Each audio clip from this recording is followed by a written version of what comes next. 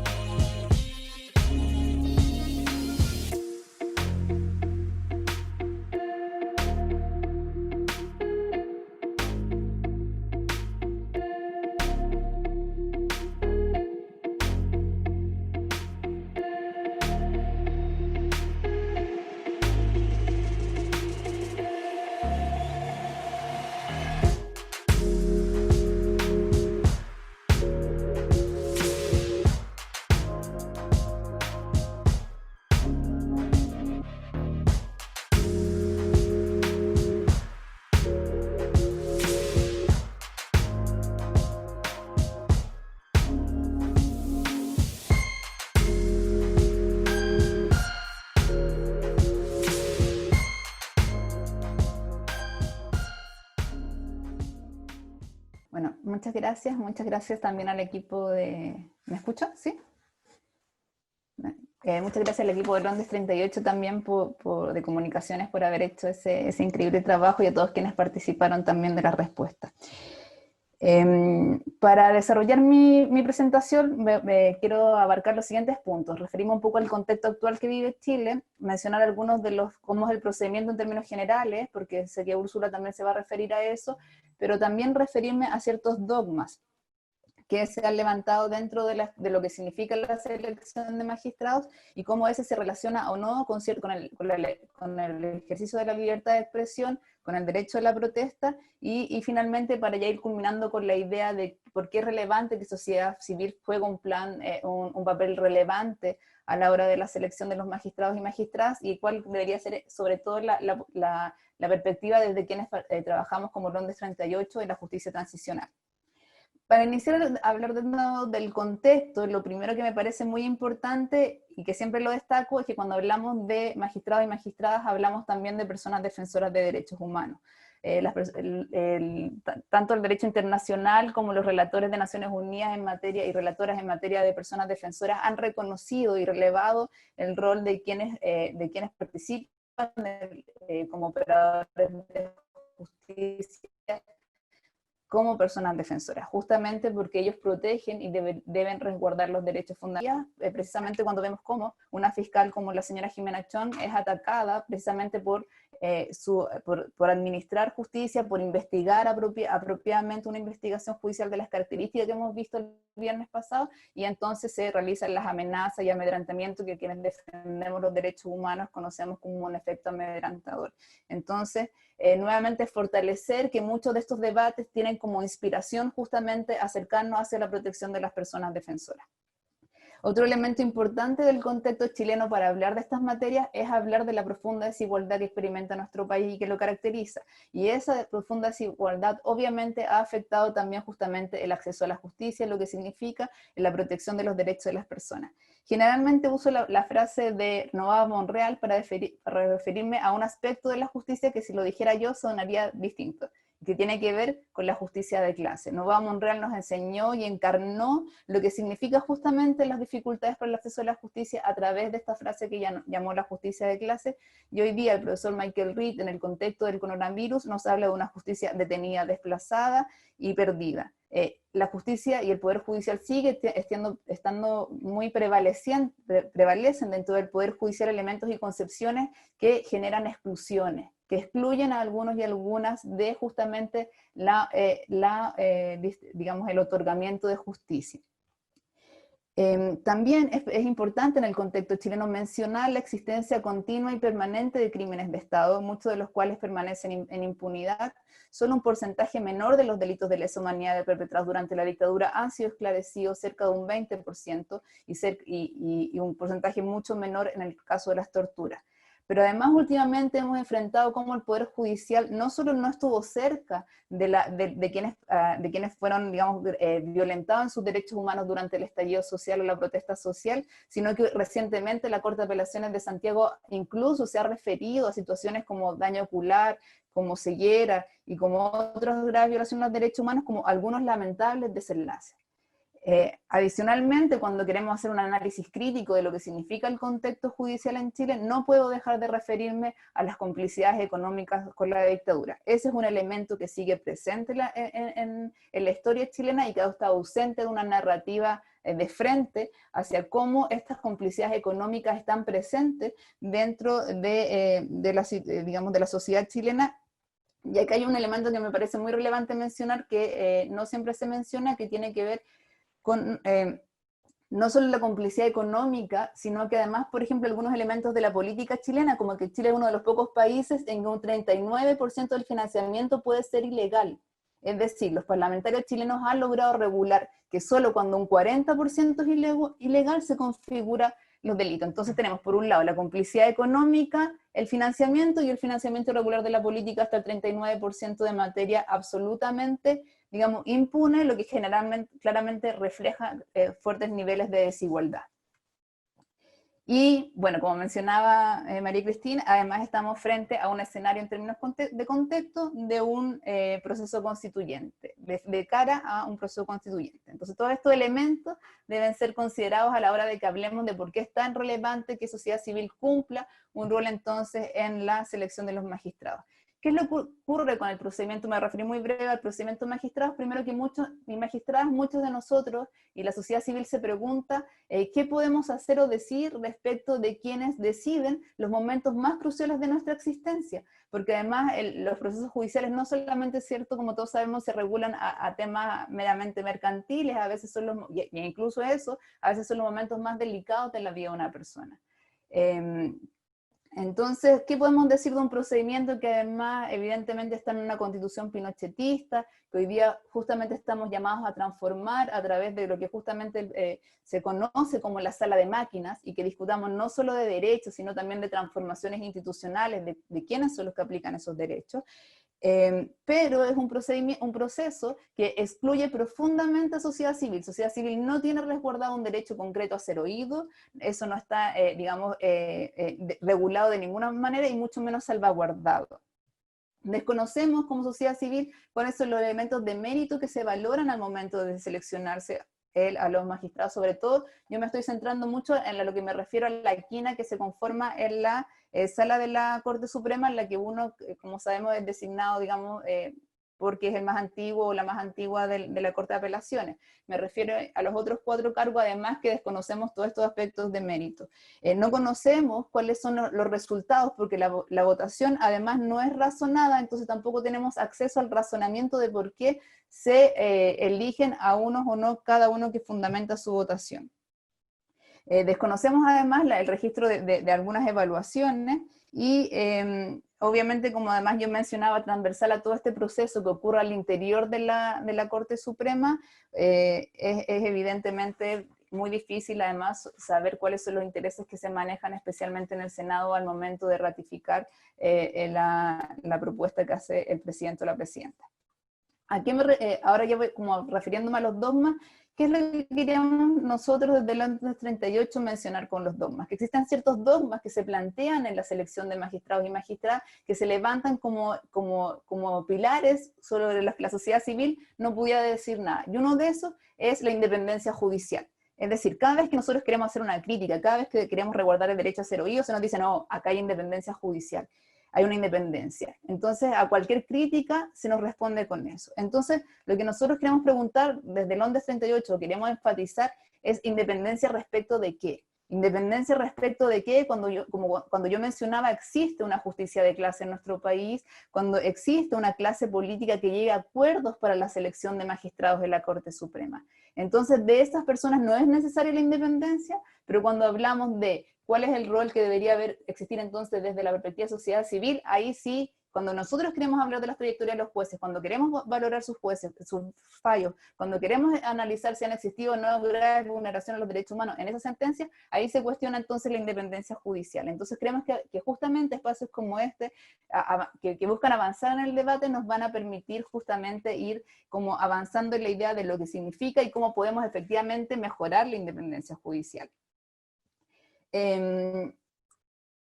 ¿Por qué los autores en general hablan de esto que yo estaba criticando ahora como prácticas subrepticias del sistema dinámico del Poder Judicial? Esta idea de utilizar la independencia como un dogma que nos impide en general un debate concreto. Nosotros proponemos que entonces los contrapesos, peso y contrapeso, no surjan de estos mismos espacios de poder, sino de que se abran hacia escenarios de otras, digamos, conformadas por otras voces, por otras representaciones, por otros grupos de representación que no son los clásicos grupos de poder. Creemos que si se escucha a quienes evidencian y viven en la realidad cotidiana las dificultades del acceso a la justicia, sería mucho más fácil también avanzar. Muchas veces, por ejemplo, este otro ejemplo, pero muchas veces se habla en nuestro país de las capacitaciones a los fiscales, las capacitaciones a los jueces, pero ¿cuántas veces en esas capacitaciones se incluye realmente a víctimas?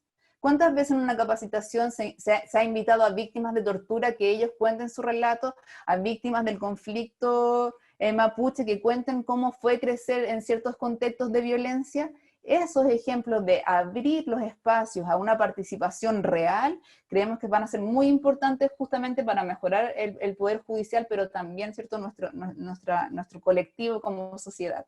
Pero me gustaría además mencionar algo. Hoy en día, general, porque yo también creo que es importante, o porque es de Londres creemos que es importante hablar que la sociedad civil tenga un rol real y concreto, es porque hoy día se habla mucho de que en el mundo de los derechos existen los instrumentos vivos. Estamos hablando de territorio, estamos hablando de derecho a la vivienda digna, hablamos del medio ambiente como un derecho en sí mismo, autónomo, que debe ser protegido por sí mismo, hablamos de interseccionalidad, hablamos del holístico, hablamos de la operativización de los derechos humanos. Naciones Unidas, cuando nos habla de la operativización de los derechos humanos, lo que nos quiere decir es que los abogados ya no somos suficientes ni los únicos llamados a proteger a los derechos humanos, que si de verdad queremos avanzar en la protección de los derechos humanos, es indispensable que contemos con otras profesiones y con otras visiones que nos ayuden a hacerlo. ¿No? Por eso es que parece esencial que si queremos avanzar en ese sentido y evolucionar en esos pasos, es que tenemos que escuchar cuando se nombre a quienes administran justicia, esas voces que vienen desde lo holístico, esas voces que vienen desde lo interseccional, esas voces que vienen desde la experiencia traumática. ¿De qué nos sirve, por ejemplo, tener grandes peritos haciendo grandes peritajes si después, cuando se leen, tal vez las personas que los leen o los evalúan o los ponderan judicialmente no conocen no tienen ese conocimiento? Por eso es importante que este conocimiento fluya, y la mejor forma, a nuestro entender, es justamente que finalmente se resguarde el derecho a ser oído de sociedad civil.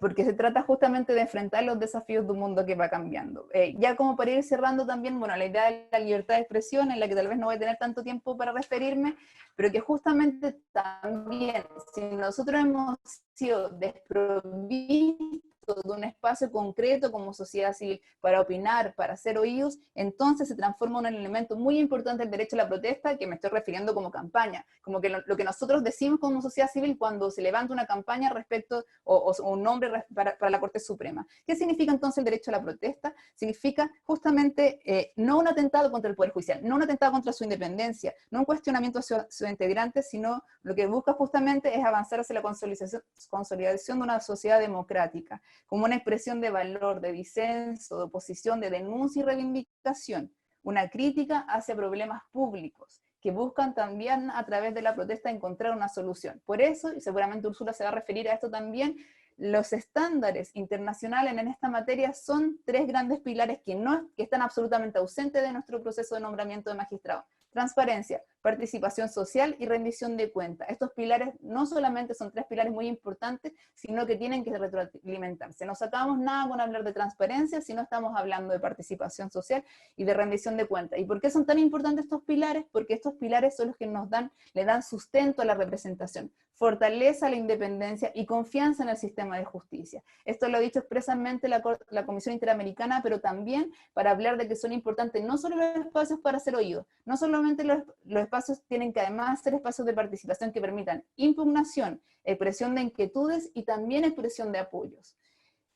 Por último, ya para ir cerrando respecto del rol del Londres 38, para nosotros como un actor que ha sido relevante en materia de justicia transicional y que busca constantemente la justicia transicional en cada una, digamos, de las batallas que enfrenta por la justicia, para nosotros es esencial que quienes pasan en un sistema de valoración hacia la Corte Suprema hayan mostrado un respeto y una comprensión por los derechos humanos, que no hayan infringido obligaciones internacionales en materia de derechos humanos, que hayan cumplido con las normas de debida diligencia, que no hayan actuado revictimizando a víctimas de ningún tipo, que comprendan y apliquen el control de convencionalidad como gran también estándar que se utiliza en materia de protección por derechos humanos, pero también mencionar que no solo lo que hemos aprendido en la historia transicional chilena, donde claramente el Poder Judicial también ha tenido un rol relevante, porque como sabemos el Parlamento no ha hecho nada al respecto en materia normativa, también es importante entonces que quienes están en el Poder Judicial en la Corte Suprema adoptan medidas administrativas que tienen impacto en justicia transicional, justamente para evitar la no repetición.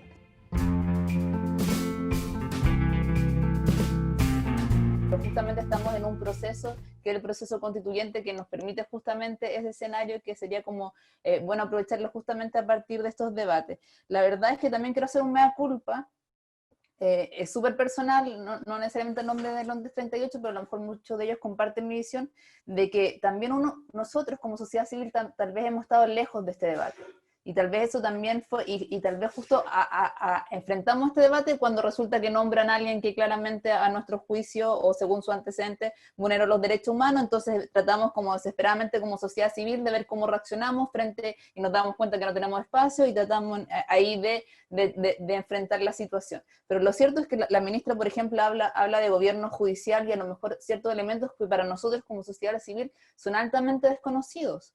O a lo mejor Mauricio menciona también la mesa, que nosotros no hicimos nada en su momento por formar parte de esa mesa. Entonces, también asumo ahí que es importante que como sociedad civil también estemos, no solamente para hablar de la relevancia de quiénes son los que toman las decisiones, sino también en un constante y en un continuo análisis y observación claro, con nuestras escasas posibilidades, pero de qué está sucediendo ahí. Entonces, en realidad, el Londres 38 en este momento, más que proponer herramientas específicas digamos, para enfrentar este tema, tenía ciertos ejemplos, por ejemplo, mucho menos radicales de lo que ustedes se imaginan.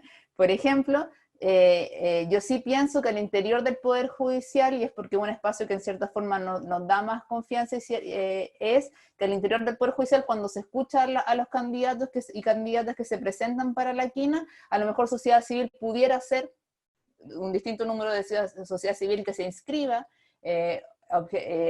que puedan dar su opinión, digamos, por ejemplo, hacia qué opinan de cada uno de los candidatos o candidatas. Tal vez también me da la impresión que a lo mejor quizá cuántas personas con muy buenos antecedentes quedaron a lo mejor en este trayecto hacia la Corte Suprema, que a lo mejor, como yo mencionaba, según los estándares de la Comisión Interamericana, sociedad civil pudo haber apoyado. Tal vez porque eran de regiones muy, muy lejanas, porque habían tenido una trayectoria que a lo mejor no es tan visibilizada, pero que tenían un rol relevante. Y también, y por último ejemplo, antes de que me llame la atención, es de los paneles de expertos. A lo mejor ahí Úrsula nos puede dar más luces de qué tan efectivos han sido o no los paneles de expertos, pero obviamente paneles de expertos que sean inclusivos, que no sean excluyentes y que reflejen también la sociedad, pero que también a lo mejor paneles de expertos y por ejemplo académicos, sociedad civil, puedan participar de esta evaluación de la quina, de nuevo, que menciono yo en la Corte Suprema. Todavía las transformaciones me las imagino hacia la sala de la Corte Suprema, hacia el Pleno. Y por último, creo, sobre la superación de la espacios interinstitucionales son muy relevantes también. Y por último, sobre superar lo binominal, efectivamente tiene que ser a través de los estándares que han mencionado, es decir, transparencia, participación y rendición de cuentas. Y rendición de cuentas involucra mérito y no discriminación, ¿cierto? Muchas gracias.